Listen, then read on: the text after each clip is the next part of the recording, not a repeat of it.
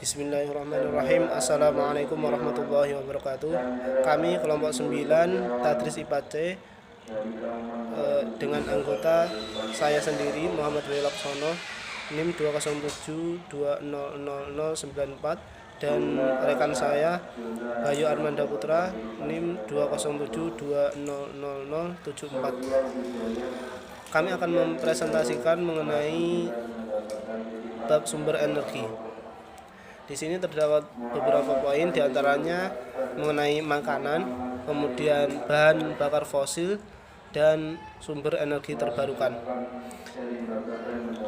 Baik, selanjutnya mengenai makanan,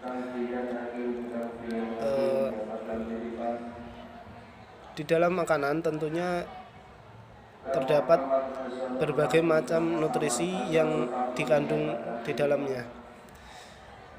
Nutrisi-nutrisi tersebut biasanya sering diistilahkan secara umum yaitu dengan sebutan kalori. Kalori adalah istilah umum dari satuan energi sistem metrik. Nah, di dalam tubuh kita memerlukan kalori untuk melakukan aktivitas sehari-hari. Kemudian kalori ini didapat dari makanan yang mengandung nutrisi atau zat gizi. Nutrisi atau zat gizi yang ada di dalam makanan itu dibagi menjadi dua. Satu, nutrisi atau zat gizi makro yang terdiri dari karbohidrat, lemak, dan protein. Dan yang kedua yaitu zat gizi mikro yang berupa vitamin dan mineral. Kemudian zat gizi makro merupakan sumber energi utama, sedangkan zat gizi mikro berfungsi sebagai penunjang zat gizi makro serta digunakan sebagai penunjang metabolisme, pertumbuhan, dan perkembangan agar dapat berjalan secara lancar. Kemudian di samping fungsi adanya kalori yang baik tersebut, terdapat pula efek buruk apabila adanya kelebihan kalori, yaitu kelebihan kalori dapat mengakibatkan obesitas tubuh.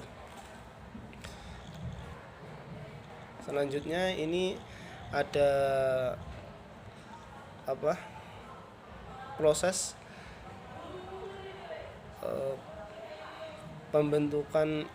pemecahan karbohidrat menjadi glukosa agar dapat dicerna oleh tubuh. Ini dimulai dari karbohidrat, kemudian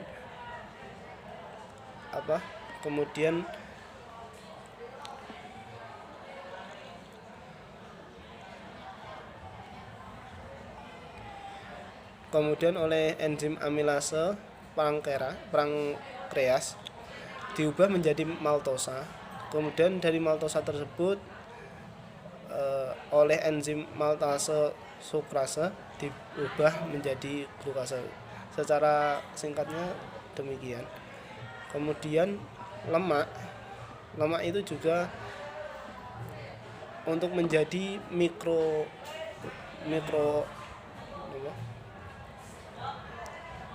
zat gizi mikro itu prosesnya diubah oleh garam empedu menjadi emulsi lemak, kemudian oleh enzim lipase diubah menjadi asam lemak dan gliserol. Selanjutnya protein oleh enzim tripsin diubah menjadi polipeptida yang lebih kecil lagi, kemudian oleh enzim peptidase diubah menjadi asam amino. Selanjutnya poin yang kedua yaitu bahan bakar fosil. Di sini dijelaskan bahwa bahan bakar fosil yaitu sumber daya alam yang mengandung hidrokarbon. Jadi poin utamanya yaitu terdapat hidrokarbon. Berasal dari pelapukan makhluk hidup yang telah mati. Kemudian termasuk ke dalam sumber daya alam yang tidak dapat diperbaharui. karena bahan bakar ini akan sulit untuk diperbaharui, lebih tepatnya sulit untuk diperbaharui karena proses pembentukannya itu memakan waktu yang lama. Kemudian jenis dari bahan bakar fosil ini meliputi gas bumi, minyak bumi, dan batu bara. Selanjutnya mengenai penjelasannya, gas bumi dan minyak bumi. Gas alam atau gas bumi itu merupakan bahan bakar fosil yang berbentuk gas yang berhubungan langsung dengan minyak bumi di dalam tanah. Yang ada di dalam tanah. Gas ini larut di dalam minyak dan seringkali membentuk cungkup gas atau gas cap di atas kandungan minyak. Gas alam terdiri dari senyawa karbon dan serta juga karbon.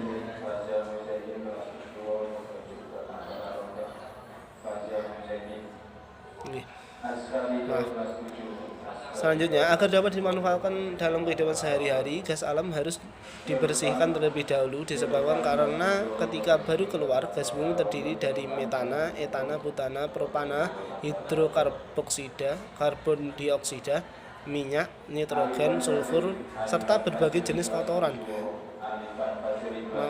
Maka dari itu perlu adanya pembersihan agar dapat dimanfaatkan secara sempurna. Kemudian poin yang ketiga yaitu batu bara. Batu bara adalah batuan sedimen yang dapat terbakar yang terbentuk dari endapan organik yang telah melewati proses pembatubaraan. Unsur utamanya yaitu karbon, hidrogen, dan oksigen.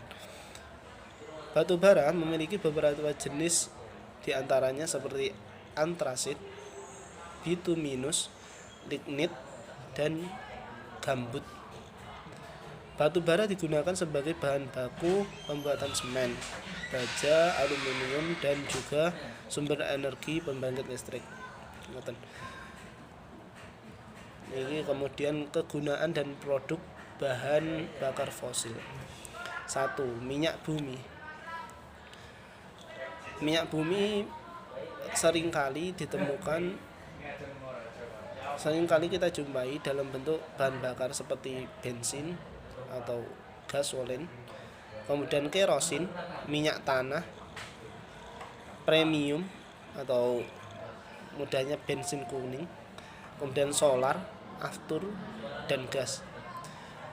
Mengenai aftur dan gas itu sebenarnya sama-sama digunakan oleh pesawat dan mobil balap, namun perbedaannya untuk afgas itu digunakan oleh mesin yang menggunakan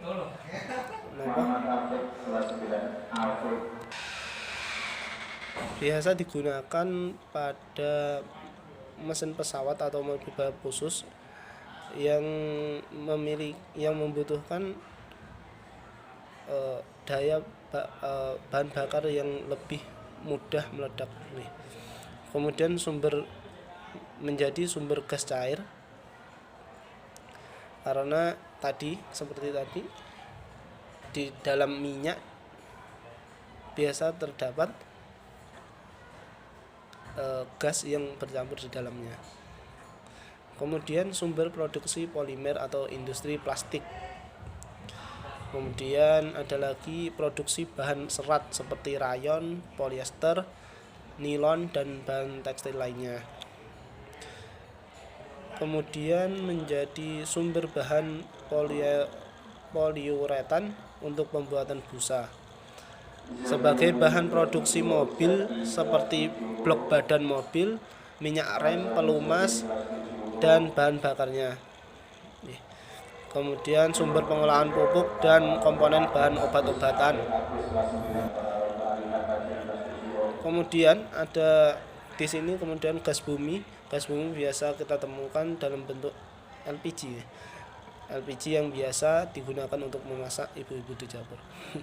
Kemudian ada lagi CNG, compressed natural gas, digunakan untuk bahan bakar pengganti kendaraan ringan hingga sedang.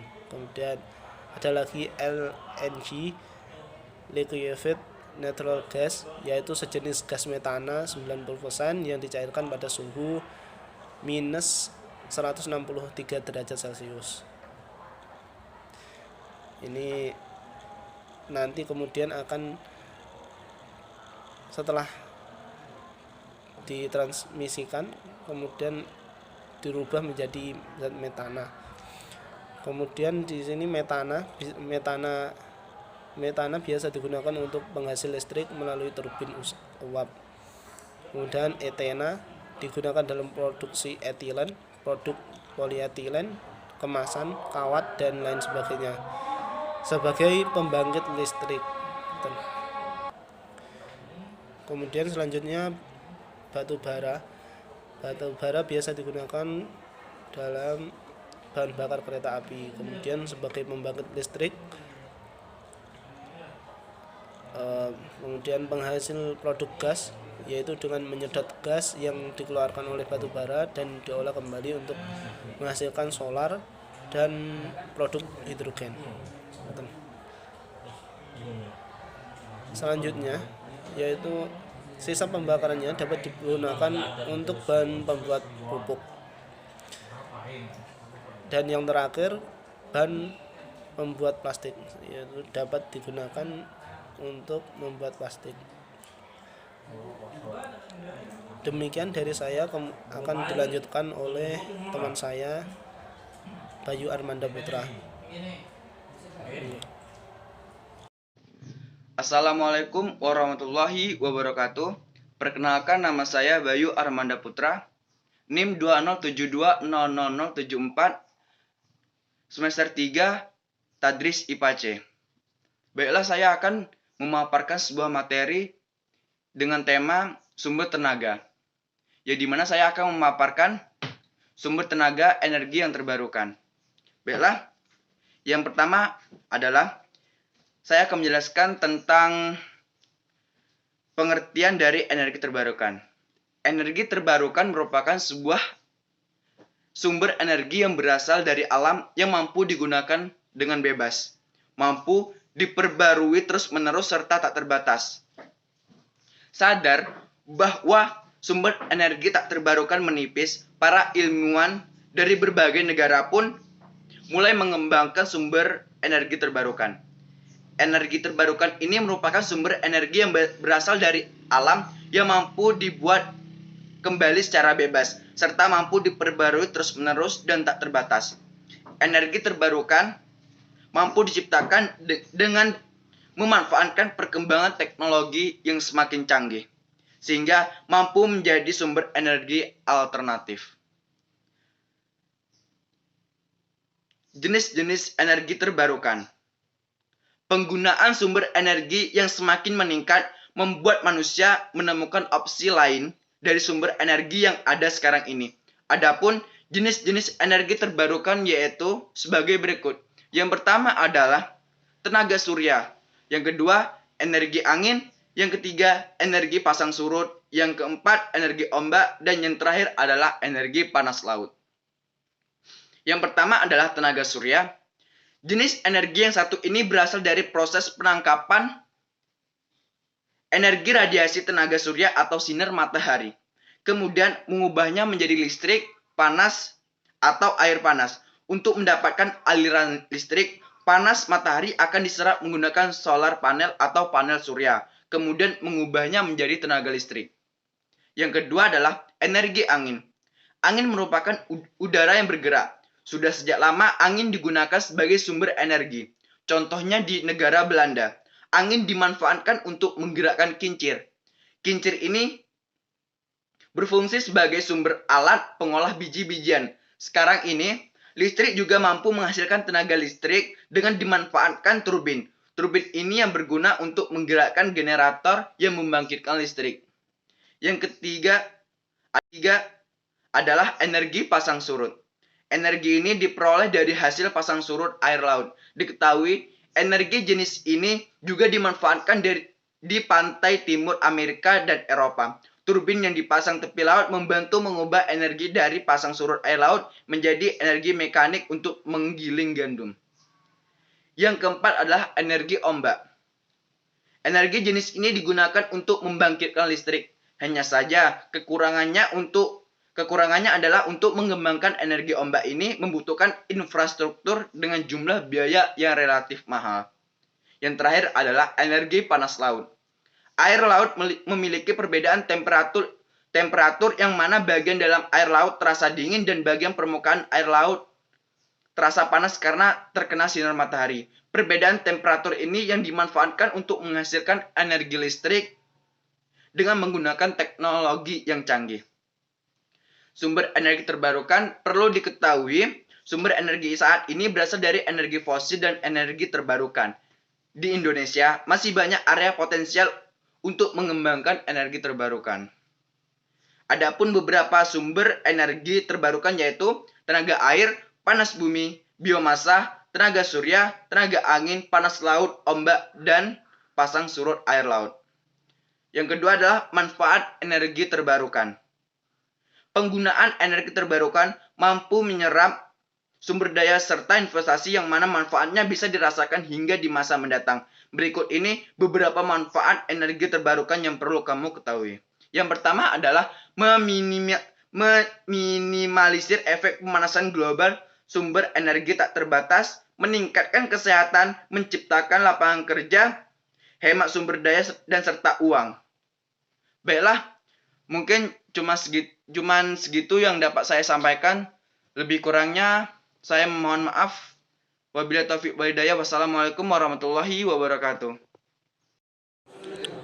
Sekian yang dapat kami sampaikan, kurang lebihnya mohon maaf.